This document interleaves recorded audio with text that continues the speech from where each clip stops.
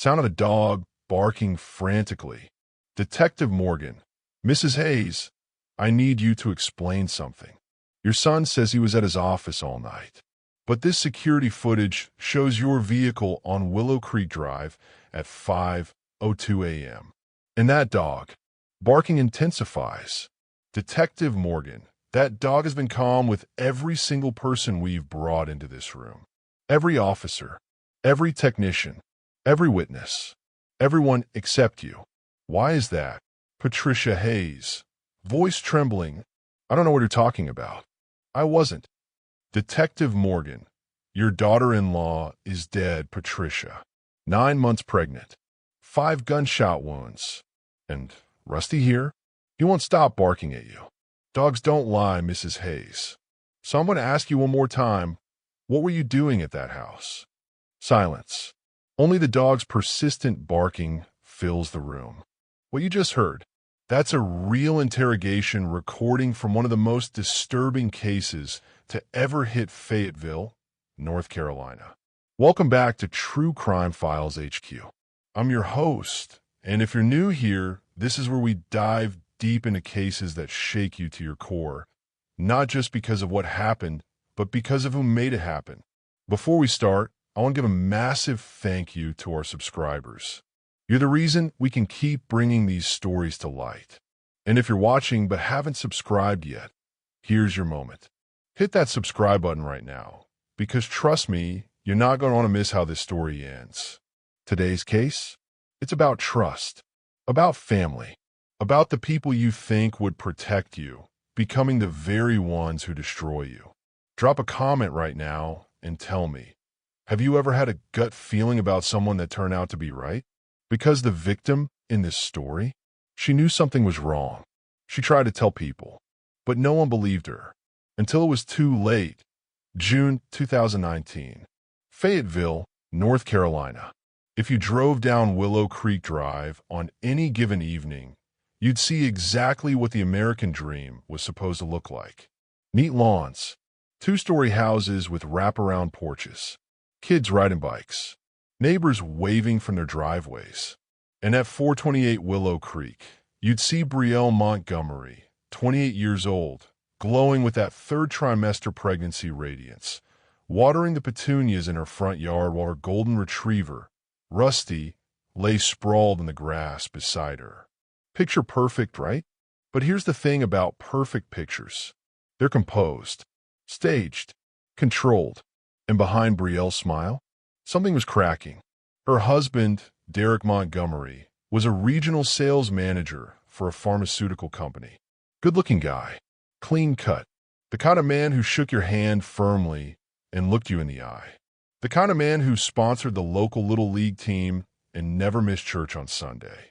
Derek's mother, Patricia Hayes, Brielle called her Trish, lived just 15 minutes away in a pristine condo overlooking the Cape Fear River. Trish was involved. She had opinions about the nursery colors, about Brielle's birth plan, about what they should name the baby.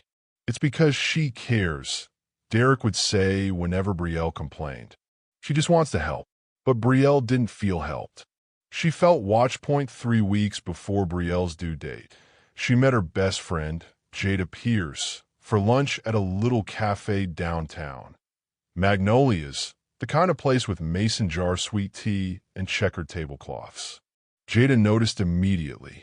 "Girl, you look exhausted," Jada said, reaching across the table. "Is the baby keeping you up?" Brielle stirred her lemonade, ice clinking against glass. She didn't answer right away. "Brie," Jada pressed. "Something's off," Brielle finally whispered. "Off how?" "I don't know. It's like..." Brielle glanced around the cafe, then leaned in. You know how you can just feel when someone's been in your house? Like things are slightly moved? Or a drawer you know you closed is open? Jada frowned. "You think someone's breaking in?" "I know someone is," Brielle said, her voice urgent now. "But Derek thinks I'm being paranoid. He says it's pregnancy hormones. And maybe it is, but Jada, I swear. I checked the alarm panel yesterday morning. It said it had been disarmed at 3:47 a.m. I didn't disarm it. Derek was asleep next to me. So who did? Did you ask Derek? He said the system's glitching, that it shows false logs sometimes. Brielle's eyes filled with tears. But it doesn't feel like a glitch, Jada. It feels like someone's coming into my house while I'm asleep. And I can't prove it. Jada squeezed her hand. Have you changed the alarm code? Derek says we don't need to. That I'm overreacting. That conversation, recorded in Jada's testimony later, would become a critical piece of evidence. Because Brielle wasn't overreacting. Someone was entering her house, and she had less than 3 weeks left to live. Back at 428 Willow Creek, Brielle started doing things that, to an outsider, might have seemed irrational. She moved Rusty's dog bed from the laundry room to right outside her bedroom door. She started keeping her phone under her pillow. She began texting Jada every night before bed. Locked in. Alarm set. Rusty on guard. Derek noticed. "Babe, you're freaking yourself out," he said one night, watching her triple-check the front door lock. "Nobody's trying to break in. We live in one of the safest neighborhoods in Fayetteville." Then why does the alarm keep showing it's been disarmed in the middle of the night? Derek sighed, that patient, condescending sigh that made Brielle's skin crawl. "I'll call the alarm company tomorrow." "Okay, but you need to relax. Stress isn't good for the baby." Brielle wanted to scream, because every time she brought it up, Derek made her the problem. "You're stressed. You're hormonal. You're paranoid. Never. Let me help you feel safe." And then there was Trish. Trish had started showing up unannounced. "Just checking on my grandbaby," she'd say, breezing through the front door with casserole dishes and unsolicited advice. But Brielle noticed something strange. Rusty, who loved everyone, who wagged his tail at mail carriers and toddlers and delivery drivers, would growl whenever Trish walked in. Not bark. Growl. Low and guttural. "What's gotten into him?" Trish would ask, laughing nervously. Brielle didn't know, but she started paying attention. Pause for just a second. If you're watching this and thinking, "Wait, the dog knew something," drop a dog emoji in the comments. Because here's the thing about animals. They pick up on energy we can't. They sense danger before we do. And Rusty? He was trying to warn Brielle. Hit that like button if you're still with me.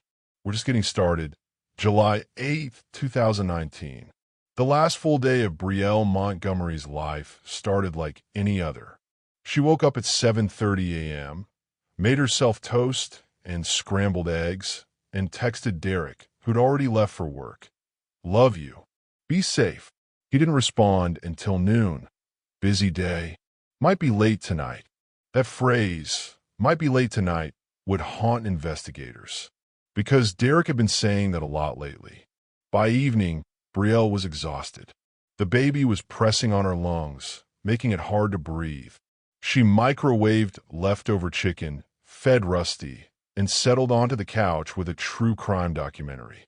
The irony wasn't lost on investigators later. At 8:47 p.m., her phone rang. Unknown number. Normally, she wouldn't answer, but something made her pick up. "Mrs. Montgomery." "Yes. This is Lauren Fitzgerald from Ashford and Associates. I'm a family attorney based in Raleigh. You submitted an inquiry on our website regarding divorce consultation." Brielle's heart hammered. She'd filled out that form late one night, 2 weeks ago, when Derek had come home smelling like perfume he swore was from a client meeting. "Yes," Brielle whispered, moving to the kitchen so Rusty wouldn't sense her anxiety. I need to know my options." "Of course. Can we schedule a time to meet? Given that you're expecting, I'd like to expedite." "I can't meet yet," Brielle interrupted. "My husband can't know. Not until after the baby's born." "I understand. Let me ask a few preliminary questions." They talked for 11 minutes. Brielle explained that Derek had become distant, controlling, that his mother was overbearing, that money had started disappearing from their joint account, that she felt trapped. Lauren listened, took notes, and said she'd email a retainer agreement using an encrypted platform. "You're doing the right thing," Lauren told her. You deserve safety and autonomy. Brielle hung up at 9:27 p.m. She didn't know that across town, someone had already been notified of that phone call. Someone who'd been monitoring her cell phone activity for weeks. Someone who'd been entering her house in the dead of night using a copied alarm code. Someone who'd just decided Brielle Montgomery had become a problem that needed to be eliminated. At 9:48 p.m., Brielle wiped down the kitchen counter. Rusty was curled at her feet, watching her with those soulful brown eyes. Her phone buzzed. "Derek, working late again. Don't wait up." She didn't respond. Outside, the summer cicadas buzzed their electric chorus. The neighborhood was quiet. Porch lights glowed warm. Brielle locked the front door, set the alarm, double-checked the backslider. Rusty followed her upstairs, his nails clicking on the hardwood.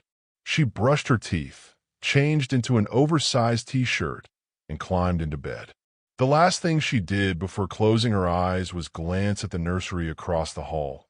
Pale yellow walls, a white crib waiting, a mobile of tiny moons and stars. 3 more weeks, she thought. Just 3 more weeks, and we'll be safe. She had no idea she wouldn't make it through the night. July 9th, 2019. 6:17 a.m. Gladys Chun, Brielle's next-door neighbor, was loading her car for an early morning Pilates class when she heard it. Barking. Frantic, relentless barking. Rusty. Gladys frowned. Rusty never barked like that. She walked to the fence separating their yards and peered over. The back door of 428 Willow Creek was wide open. "Brielle," Gladys called.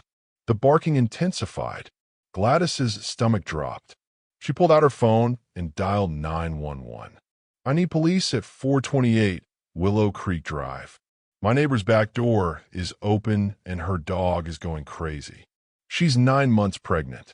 Something's wrong." Fayetteville PD arrived at 6:24 a.m. Officers knocked. Rusty's barking turned to howling. They entered through the open back door, hands on their weapons. Fayetteville police. "Anyone home?" Rusty bolted toward them, tail down, whimpering. Officer Bryant followed the dog into the living room and froze. Brielle Montgomery was on the floor beside the couch, lying in a pool of blood. Her eyes were open. Her hand was stretched toward her cell phone, just inches away. She'd been shot 5 times. Chest, shoulder, abdomen, twice in the side. The baby, she was still 9 months pregnant, had no chance. Officer Bryant radioed for homicide detectives, his voice shaking. Because this wasn't just a murder. This was an execution. If you're still watching, comment "Justice for Brielle" right now. This story is about to take a turn that's going to shock you. And if you haven't liked this video yet, do it now. Because what happens next is something that'll stay with you long after this video ends. Detective James Morgan had been with Fayetteville PD's homicide unit for 14 years. He'd seen domestic violence cases, gang shootings, robberies gone wrong. But walking into 428 Willow Creek Drive that morning, seeing Brielle Montgomery's body on that living room floor, pregnant, defensive wounds on her hands, her phone just out of reach, something in him hardened. This wasn't random. This was personal. "Walk me through it," Morgan said to the crime scene techs. 5 gunshot wounds, the lead tech Rodriguez said. "Close range. Looks like a .38 caliber, but we'll confirm with ballistics. No signs of forced entry. Back door was unlocked from the inside. Alarm was disarmed." Morgan's jaw tightened. "Time of death. Preliminary estimate? Somewhere between 11 p.m. and 2 a.m. Morgan glanced at Rusty, who was now sitting quietly beside Officer Bryant, still trembling. "That dog was trying to protect her," Bryant said softly. "Found him clawing at the front door when we arrived."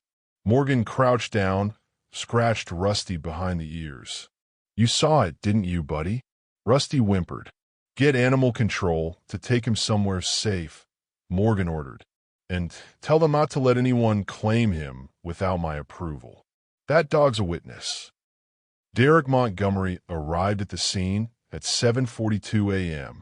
He'd been called by a patrol officer and showed up still wearing his work clothes from the night before. Pressed slacks, button-down shirt, loafers. When he saw the police tape, he ran toward the house. What happened? Where's Brielle? Is she okay? Is the baby? Mr. Montgomery. Detective Morgan intercepted him. I'm Detective James Morgan. I need you to come with me. Where's my wife? Morgan's expression was stone. Sir, I'm very sorry to inform you that your wife was killed in your home last night. Derek's knees buckled.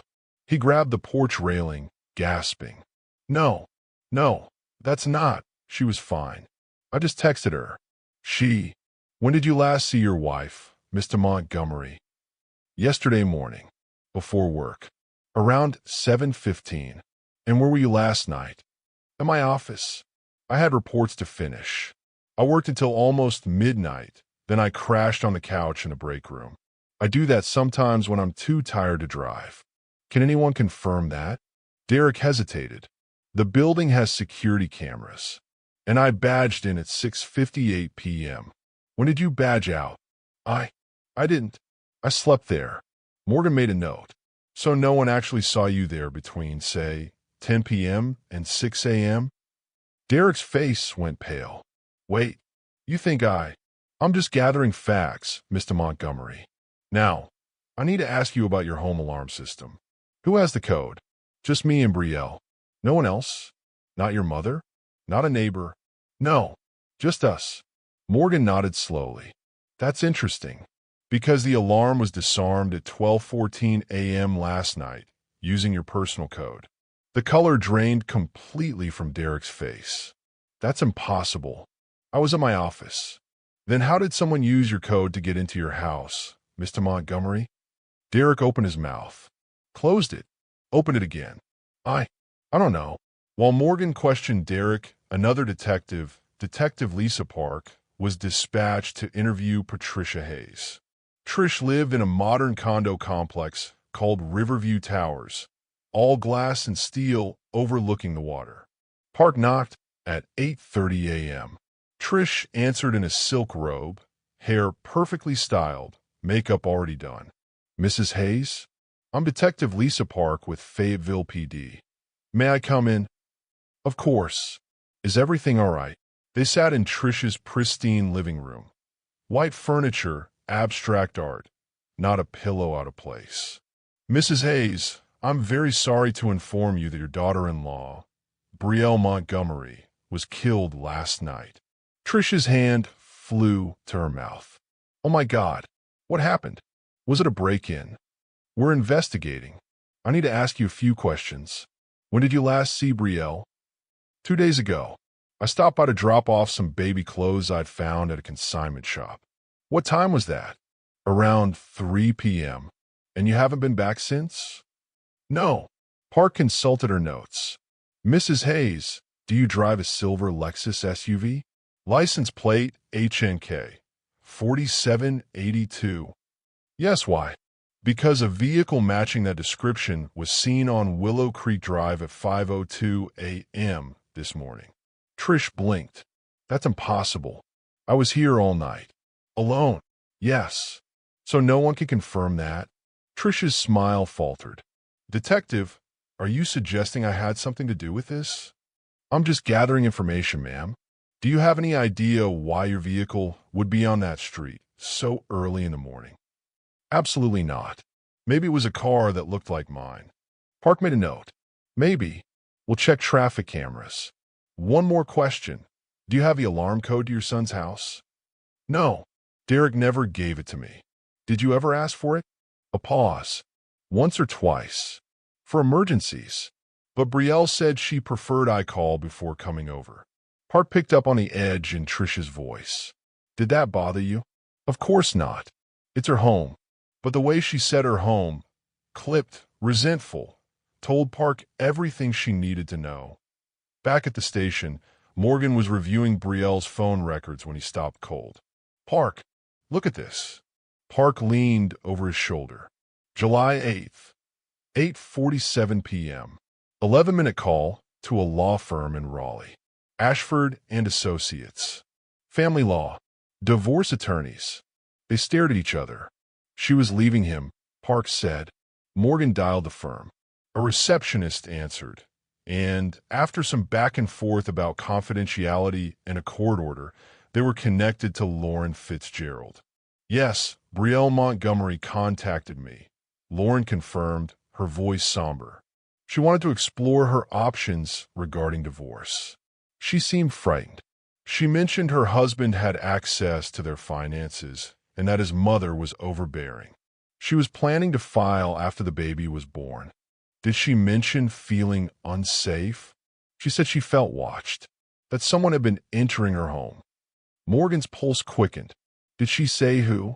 No, but she was adamant that her husband couldn't find out about the consultation. Morgan thanked her and hung up. Derek had motive, Parks said.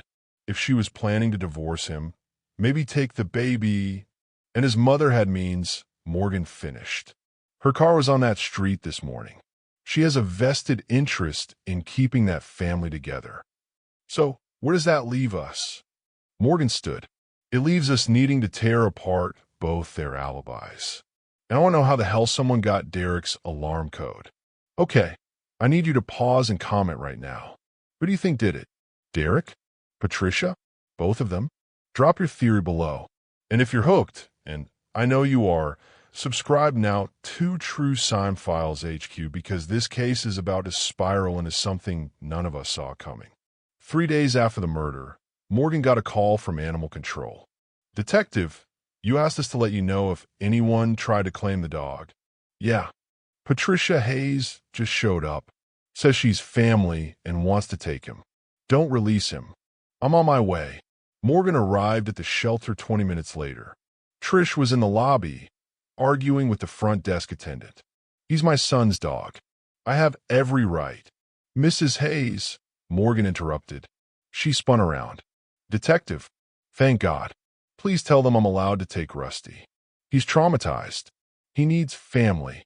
Actually, ma'am, the dog is still part of an active investigation. That's ridiculous. He's a pet, not evidence. Humor me, Morgan said. Come with me. He led her back to the kennel area. Rusty was in a large pen, lying on a blanket. The moment Rusty saw Trish, he lunged at the fence, barking ferociously, ears back, teeth bared. The shelter worker jumped back. He's never done that with anyone else. Trish's face went white. He's just scared. He doesn't recognize me. He's not scared, Mrs. Hayes, Morgan said quietly. He's angry. And in my experience, dogs get angry at people who hurt their families. I didn't hurt anyone. Then why does he react to you like you're a threat? Trish had no answer. Morgan stepped closer. Mrs. Hayes, I'm going to ask you one more time. Where were you the night Brielle died? I already told you. I was home. Alone. Yes. Then explain to me why your vehicle was seen on Willow Creek Drive at 5:02 a.m. It wasn't me. We pulled traffic cam footage. Silver Lexus SUV. License plate HNK 4782. Your plate. Your car. Trish's hands trembled. Someone must have stolen my car. Did you report it stolen? No, I didn't realize. Mrs. Hayes, Morgan said, his voice steel. Stop lying to me. Tears welled in Trish's eyes. Fine. I was there, but I didn't go inside. Then what were you doing? I was checking on Brielle. I've been worried about her. She'd been acting strange. Paranoid. I thought maybe she was having a mental breakdown. So I drove by to see if the lights were on. That's it. I swear. At 5 a.m, I couldn't sleep. I was worried. Morgan didn't believe a word. While Morgan was interrogating Trish, crime scene techs made a discovery. Behind the kitchen microwave, wedged between the appliance and the wall, was a crumpled piece of notebook paper. On it in jagged handwriting. You won't take him from me. The text bagged it immediately. Handwriting analysis came back 48 hours later. The note was written by Patricia Hayes. Morgan pulled Derek's phone records next. and found something that made his blood run cold. 3 days before the murder, Derek had Googled how to disable home alarm remotely. Can alarm codes be traced? Life insurance payout for accidental death. And 2 weeks before that, he'd taken out a $2 million life insurance policy on Brielle. She'd signed it at a doctor's appointment, thinking it was standard pregnancy paperwork. She had no idea. Morgan and Park brought Derek and Patricia in for formal interrogations. Separate rooms. Same question. Who killed Brielle Montgomery? Derek broke first. It wasn't supposed to happen like this, he sobbed. I just wanted her to stop talking about divorce. I just wanted things to go back to normal. Did you kill your wife, Derek? No, I didn't pull the trigger. But I gave someone the alarm code. Morgan leaned forward. Who? Derek looked up, tears streaming down his face. My brother. Park and Morgan exchanged glances. Your brother? Morgan repeated. You told us you're an only child. I lied, Derek whispered. I have a younger brother. His name is Tyler. Tyler Hayes. He's been in and out of prison for armed robbery. My mom and I told everyone he didn't exist because we were ashamed. Where's Tyler now? I don't know. I swear. I gave him the code. Told him to scare Brielle. Make her think someone was stalking her so she'd be too afraid to leave me. But I never told him to kill her. You have to believe me. Morgan stood abruptly, rage flooding through him. You paid your convict brother to terrorize your pregnant wife. I didn't think he'd. Morgan slammed his hand on the table. Where is Tyler? I don't know. Derek screamed. He disappeared the morning she died. If you're feeling the rage I'm feeling right now, drop a fire emoji in the comments. This case just went from bad to unthinkable. And trust me, we're not done yet. The next 2 chapters are going to blow your mind. Hit that like button if you want justice for Brielle. Subscribe if you never want to miss a case like this. Because Tyler Hayes is out there, and the police are about to find him. Tyler Hayes. The name sent Morgan's team scrambling through databases. Criminal record. Armed robbery, 2014. Served 4 years at Central Prison in Raleigh. Released on parole in 2018. Last known address, a halfway house in Durham. But when officers showed up at that halfway house, the manager told them Tyler had violated parole 6 months ago. He was supposed to check in weekly, the manager said, flipping through files. Stopped showing up in January. We reported it, but honestly, these guys fall through the cracks all the time. Did he leave a forwarding address? Park asked. Are you kidding? These guys don't exactly update their contact info. Morgan's jaw clenched. What about family? Friends? Anyone he stayed in touch with? The manager shrugged. His mother visited a few times. Patricia something. Real put-together lady. Didn't fit the usual crowd we get here. Morgan and Park exchange a look. Patricia had been visiting her criminal son while telling everyone, including Brielle, that he didn't exist. Give me surveillance footage from this facility, Morgan ordered. Every visit Patricia made. I want dates, times, and any audio if you have it. Within hours, they had it. Footage from February 12th showed Patricia and Tyler in the visitor's room, heads close together, talking urgently. The facility didn't have audio, but a forensic lip reader was brought in. What they decoded made Morgan's blood boil. Patricia, Derek's having problems. The girl wants to leave. Tyler, so let her leave. Patricia, she's pregnant with my grandchild. I'm not losing that baby. Tyler, what do you want me to do about it? Patricia, I want you to make her scared enough to stay. Back in interrogation, Derek was falling apart. I never wanted her dead. He kept repeating, rocking back and forth in his chair. I just wanted her to stop threatening to leave. My mom said if Brielle took the baby, I'd lose everything. My reputation, my family, the life we built. So you conspired with your mother and your brother to terrorize your wife. Morgan said coldly, it wasn't supposed to be like that. Tyler was just supposed to move things around the house. Make her feel like she was losing her mind. Make her dependent on me again. And how did Tyler get in? Derek's voice dropped to a whisper. I gave him a copy of my alarm code. Told him when I'd be at work late. He'd slip in, move stuff around, then leave before Brielle woke up. For how long? 3 weeks. Maybe 4. Park leaned forward. So while your pregnant wife, was telling people she felt like someone was breaking in, it was actually your brother. On your orders. Derek nodded miserably. And the night of July 8th? Morgan pressed. What happened? I don't know.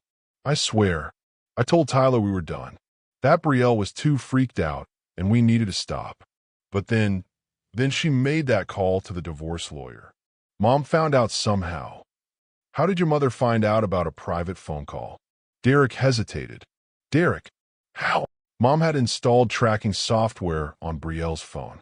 Months ago. She said it was for safety in case something happened with the pregnancy. But really, she was monitoring everything. Texts, calls, emails, everything. Morgan felt sick. This wasn't just a murder. This was a conspiracy.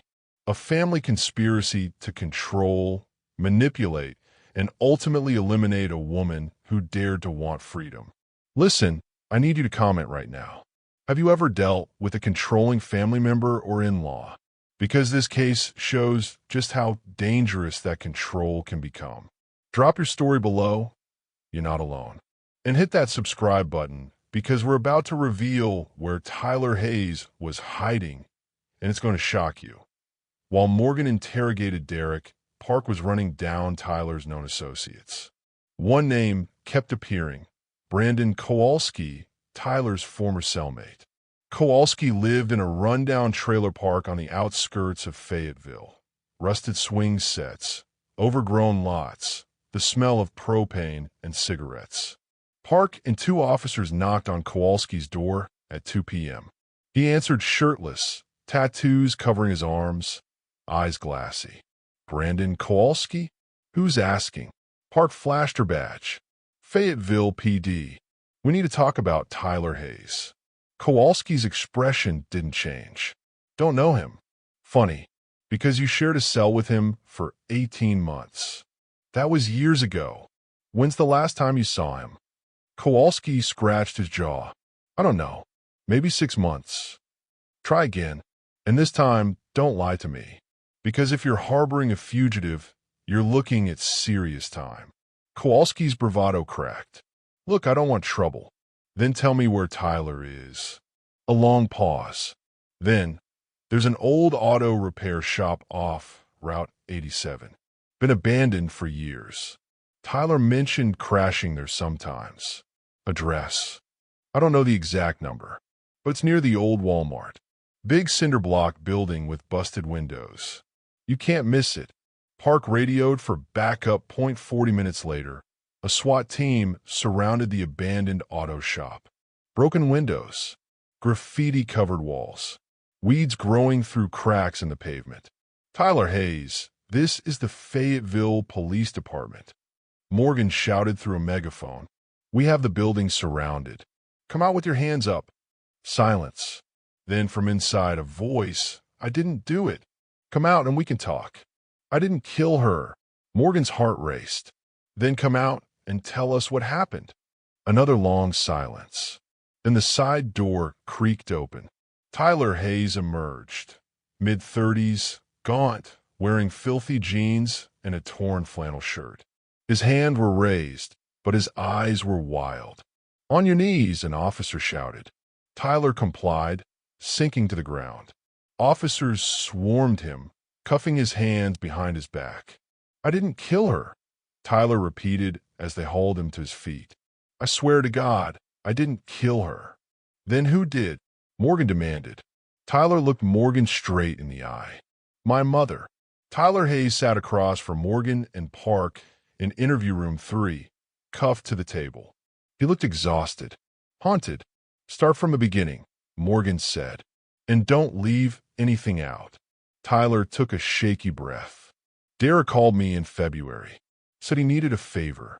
Said his wife was threatening to leave and take the baby, and he needed her to feel unstable, scared, so she'd stay.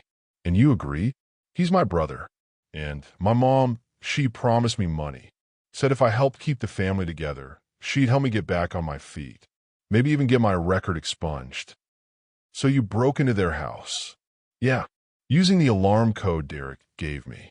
I'd wait until Derek texted me that Brielle was asleep, then I'd slip in through the back, move stuff around, open drawers, leave the fridge door cracked. Little things that would make her think she was going crazy. For how long? 3 weeks, maybe 4. Then Derek told me to stop. Said it was working. Brielle was clinging to him, afraid to be alone. But you didn't stop, did you? Tyler's jaw tightened. I did. I swear. But then on July 8th, my mom called me. Said there'd been a development. That Brielle had called a divorce lawyer. What did she say? She said we couldn't let that happen. That if Brielle left, Derek would lose custody. That I'd done all that work for nothing. Did she tell you to kill Brielle? Not in those words. But she said the problem needed to be handled permanently. Park leaned forward. What did you think that meant? I knew what it meant. But I told her no. I said I'm not a murderer. Scaring someone is one thing. Killing a pregnant woman? That's not me. So what happened? Tyler's voice cracked. She said if I wouldn't do it, she'd do it herself. And that if I told anyone, she'd make sure I went down for it. She'd already been documenting my break-ins. Had photos, timestamps. She'd frame me as the stalker who escalated to murder. So she killed Brielle herself? Morgan said carefully. Tyler nodded, tears streaming down his face. I didn't believe her. I thought she was bluffing. But then the next morning, I saw the news. And I knew she'd actually done it. Wait, Park said slowly. If you weren't there that night, how do you know your mother did it? Tyler's hands trembled. Because she called me at 1:47 a.m. Woke me up. She was breathing hard, like she'd been running. And she said, it's done. She's gone. What did you say? I asked what she meant.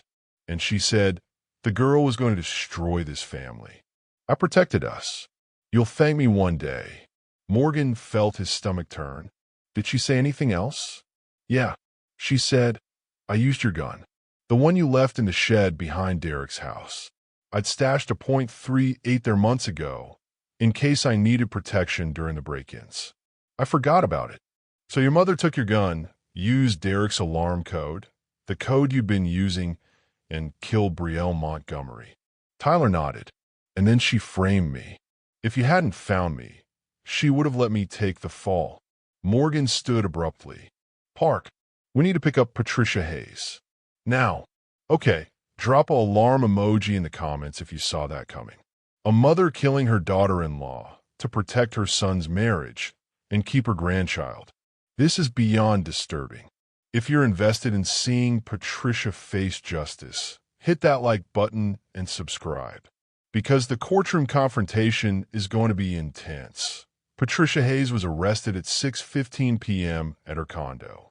She answered the door in yoga pants and a cashmere sweater, glass of white wine in hand. Detectives, what can I do for you? Patricia Hayes, you're under arrest for the murder of Brielle Montgomery, Morgan said, stepping forward with handcuffs. The wine glass slipped from her hand, shattering on the marble floor. That's absurd. I had nothing to do with. You have the right to remain silent, Park recited. Anything you say can and will be used against you in a court of law. This is a mistake. I want my lawyer. You're going to need one, Morgan said coldly, turning her around and cuffing her wrists. As they led her out, neighbors watched from doorways and balconies. Patricia's face was stone. But her eyes? Her eyes were full of rage that, in the days following Patricia's arrest, the case against her solidified. Forensics found gunpowder residue on the silk robe she'd been wearing the night of the murder. The same robe she'd tried to wash but hadn't dried properly. Her silver Lexus had traces of Brielle's blood in the trunk. Microscopic, but there. Likely from the shoes Patricia had worn and then discarded. And the .38 revolver? Found buried in a flower bed behind Patricia's condo, wrapped in a plastic bag. Ballistics confirmed it was the murder weapon. Tyler's fingerprints were on the gun, but so were Patricia's. Phone records showed Patricia had called Tyler at 1:47 a.m., just as he'd claimed. And the tracking software on Brielle's phone registered to an account under Patricia's name. The prosecution had everything they needed. Patricia's defense attorney, a high-powered lawyer named Richard Brennan, attempted a bold strategy. He argued that Patricia had acted in a moment of temporary insanity, that the thought of losing her grandchild had caused a psychotic break. "My client is a devoted mother and grandmother," Brennan told the courtroom during opening statements. "She made a tragic, unforgivable mistake in a moment of extreme emotional distress. But she is not a cold-blooded killer." The prosecution disagreed. Patricia Hayes spent weeks planning this murder, Assistant District Attorney Monica Ruiz countered. She installed tracking software. She monitored her daughter-in-law's every move. She coordinated with her sons to terrorize a pregnant woman. And when that woman dared to seek freedom, Patricia Hayes executed her in cold blood. This was not insanity. This was control. The jury would have to decide. But on the third day of trial, something happened that no one expected. Derek Montgomery took the stand, not as a witness for the prosecution, as a witness for the defense. "Mr. Montgomery," Brennan said gently, "tell the jury about your mother." Derek's voice was barely a whisper. "My mother has always been protective, sometimes too protective. She's made mistakes, but she loved Brielle. She loved that baby. She would never have hurt them if she'd been in her right mind." "Do you believe your mother was in her right mind the night of July 8th?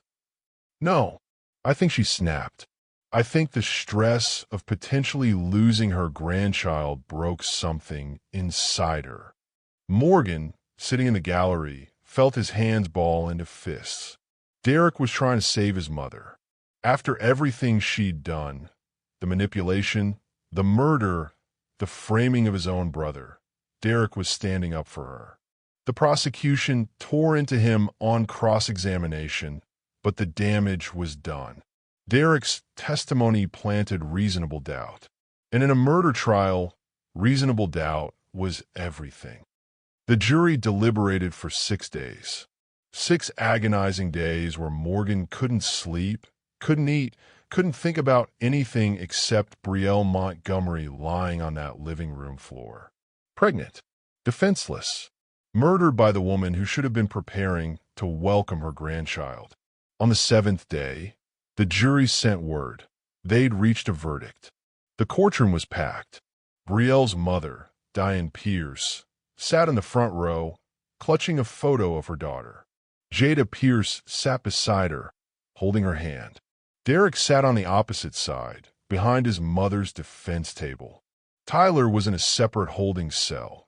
He'd pled guilty to conspiracy and burglary, accepting a 12-year sentence in exchange for testifying against Patricia. Patricia herself sat rigid, hands folded on the table. "Has the jury reached a verdict?" Judge Catherine Holder asked. The jury foreman stood. "We have, Your Honor." "What say you?" "In the matter of the state versus Patricia Hayes, on the count of first-degree murder, we find the defendant." The courtroom held its breath. "Guilty." Diane collapsed into sobs. Jada wrapped her arms around her. Patricia's expression didn't change, but her hands, clenched so tightly on the table, began to tremble. "On the count of conspiracy to commit murder, we find the defendant guilty. On the count of unlawful surveillance, we find the defendant guilty." Judge Holder nodded. "Thank you, members of the jury. Sentencing will be scheduled for." But before she could finish, Patricia stood abruptly. "I have something to say." "Mrs. Hayes," Judge Holder said sharply, "this is not the time. I have a right to speak." Patricia's voice cracked, loud and shrill. "I have a right to tell my side." Her attorney grabbed her arm. Patricia, don't. She shook him off. That girl, Patricia said, pointing toward Diane, was going to destroy my family. She was going to take my grandson and run. Poison him against us. Make him think we were the enemy. Mrs. Hayes, the judge warned. I did what any mother would do. I protected my son. I protected my family. By murdering an innocent woman, Monica Ruiz shot back. Patricia whirled on her. She wasn't innocent. She was manipulative. She made Derek miserable. She was going to ruin his life. No, Morgan said, standing up from the gallery. He knew he shouldn't speak. This wasn't protocol, but he couldn't stay silent. You ruined lives, Mrs. Hayes. You terrorized a pregnant woman. You turned her home into a prison. And when she tried to escape, you killed her. That's not protection. That's evil. Patricia stared at him, chest heaving. Then she laughed, cold and bitter. You don't understand. You couldn't possibly understand what it's like to watch your son throw away his future for some ungrateful. That's enough. Judge Holder slammed her gavel. Mrs. Hayes, sit down. I will have you removed. Patricia sat, but her eyes, those cold, calculating eyes, never left Morgan's face. 3 weeks later, Patricia Hayes returned to court for sentencing. Judge Holder reviewed the case thoroughly. Mrs. Hayes, she began, I have presided over many cases in my career. Crimes of passion, crimes of desperation, crimes of opportunity. But what you did was none of those things. What you did was calculated, methodical, cruel. Patricia stared straight ahead.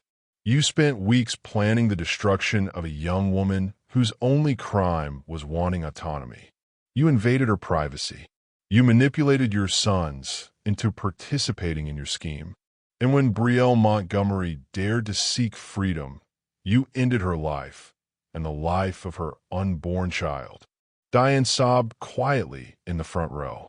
This court sentences you to life in prison without the possibility of parole.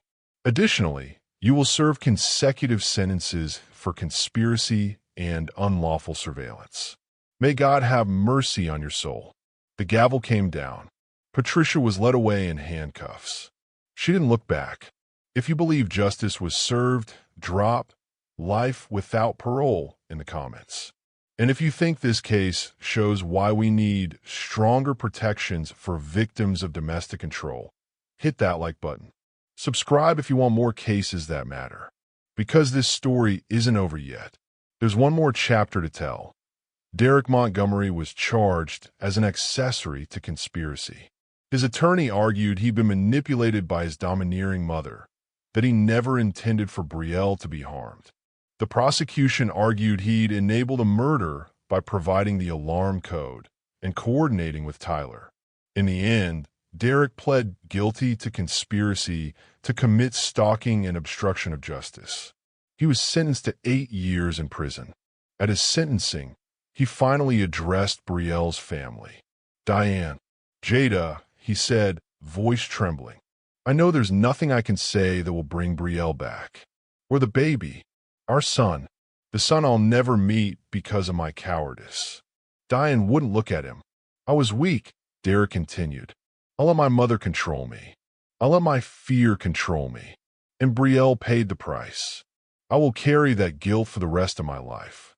Judge Holder interrupted. Mr. Montgomery, guilt is not enough. Your actions directly contributed to the death of your wife. You may not have pulled the trigger, but you loaded the gun. Derek nodded, tears streaming down his face. I know, and I'll never forgive myself. As officers led him away, he glanced back one last time at the photo of Brielle displayed on the prosecution's table. Smiling, radiant, 9 months pregnant, gone forever. Tyler Hayes served 6 years of his 12-year sentence before being granted early release for good behavior and cooperation with authorities. Upon his release, he gave an interview to a local news station. I'll never be able to undo what I did, he said, looking directly into the camera. I terrorized an innocent woman. I made her final weeks on Earth a living hell. And even though I didn't kill her, I played a part in her death. The interviewer asked, "What would you say to Brielle's family?" Tyler's voice broke. "I'm sorry. I know those words aren't enough, but I'm sorry. And I'm dedicating the rest of my life to helping victims of domestic violence and coercive control. I want to make sure other women don't suffer the way Brielle did." He kept that promise. Tyler now works with a nonprofit in Durham that provides resources and safe housing for domestic violence survivors.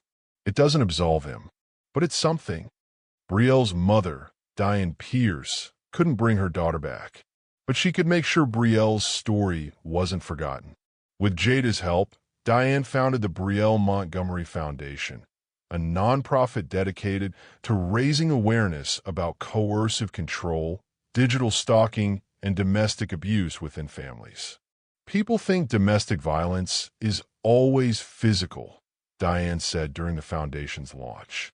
But what happened to Brielle was violence, psychological violence, surveillance, control, and it escalated to murder. The foundation provides legal resources, counseling services, and emergency relocation assistance for victims trying to leave controlling relationships. Within 2 years, they'd helped over 300 women escape dangerous situations. Brielle wanted freedom, Diane said. We're fighting to give other women the freedom she never got. Remember Rusty? The golden retriever who tried so desperately to protect Brielle that night? After the trial, Diane adopted him. "He's the last living connection I have to my daughter," she said, scratching behind his ears.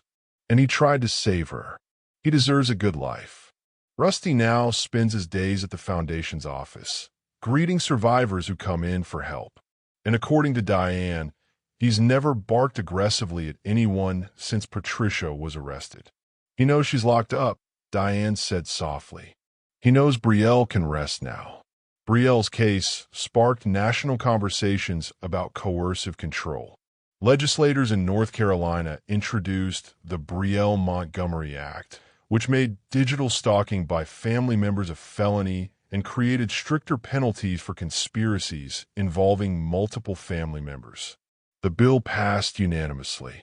Domestic violence organizations across the country began training counselors to recognize signs of coercive control, the kind of subtle, insidious abuse that doesn't leave physical bruises but destroys a person from the inside out. Brielle's story became required reading in criminal justice courses.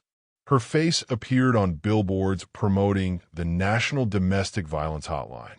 And every July 9th, advocates hold vigils in her memory, candlelit gatherings where survivors share their stories and honor the woman who never got to tell hers. So why did this happen?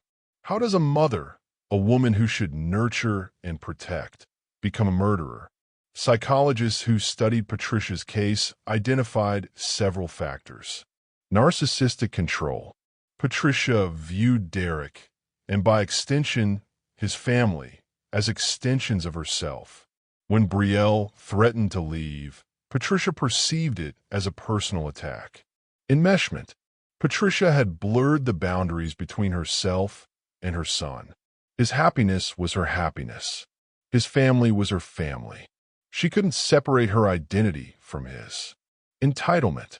Patricia genuinely believed she had the right to control Brielle's life. In her mind, Brielle was the intruder, the threat to the family Patricia had built. And when control fails, some people accept it, others escalate.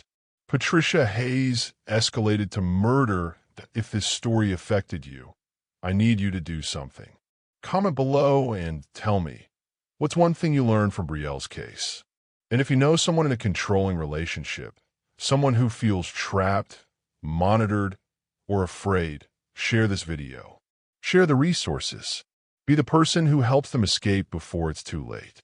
Hit subscribe. Turn on notifications. Because every week, we're bringing you cases that matter. Cases that teach us. Cases that demand justice. Thank you for watching. Thank you for caring. On what would have been Brielle's 30th birthday, Diane and Jada returned to 428 Willow Creek Drive. The house had been sold to a new family, a young couple with a toddler who had no idea what had happened there. Diane stood on the sidewalk, holding a bouquet of sunflowers, Brielle's favorite. "You would have been such a beautiful mother," Diane whispered. "And your son, our grandson, he would have been so loved." Jada wrapped an arm around her shoulders. "She knows," Jada said softly. "Wherever she is, she knows." They placed the sunflowers on the curb, said a quiet prayer, and walked away. Behind them, in the window of 428 Willow Creek, a child's handprint pressed against the glass. Life continuing, even in the shadow of tragedy. Brielle Montgomery was 28 years old when she died. She was an artist, a friend, a daughter. She was 9 months pregnant with a son she'd planned to name Henry. She wanted freedom. She wanted safety. She wanted a life where love didn't come with surveillance, control, and terror. She deserved that life. And so does every person watching this video who's ever felt trapped. If that's you, leave. Get help. Call the National Domestic Violence Hotline at 1-800-799-7233. Your life is worth more than staying. Brielle's story ends here, but yours doesn't have to. Rest in peace, Brielle Montgomery. And to everyone watching, stay safe, stay aware, and never stop fighting for freedom. This case is based on true events, but names and locations have been changed to protect privacy. If you or someone you know is experiencing domestic violence or coercive control, please reach out for help.